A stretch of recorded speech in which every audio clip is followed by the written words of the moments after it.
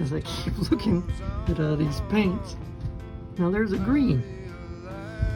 If you can see up here, green, maybe green is electrical.